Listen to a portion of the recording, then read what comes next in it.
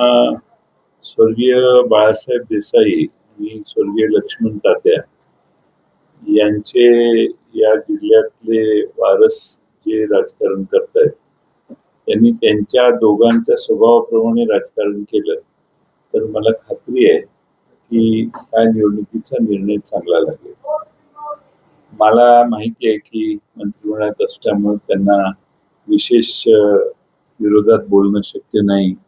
कुठल्याही सदस्यांना ते काही सांगू शकत नाही आणि म्हणून सदस्यांनी हे लक्षात घेतलं पाहिजे जिल्हा परिषद आणि नगरपालिकेच्या, की आपला नेता आपल्याला सांगू शकत नाही कारण त्यांना काही अडचणी आहेत, सगळ्यांनाच माहिती आहेत.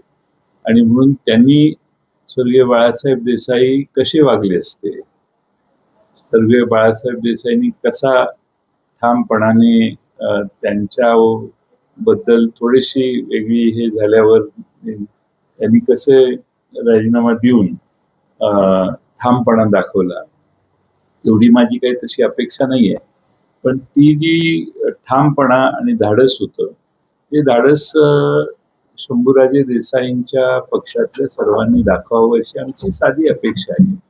त्याचबरोबर दुसरीकडे लक्ष्मण तात्यांच्या बरोबर आम्ही सगळ्यांनी काम केले. लक्ष्मण तात्यांना काय खपलं असतं आणि काय खपलं नसतं याचा विचार करून त्यांच्या बरोबर असणाऱ्या सदस्यांनी देखील निर्णय घेतला पाहिजे. पण हे दोन्ही मंत्री असल्यामुळे त्यांना आम्ही अडचणीत आणू इच्छित नाही. त्यामुळे त्यांच्याकडे आम्ही जाणं, संपर्क साधणं, बोलणं हा विषयच नाहीये.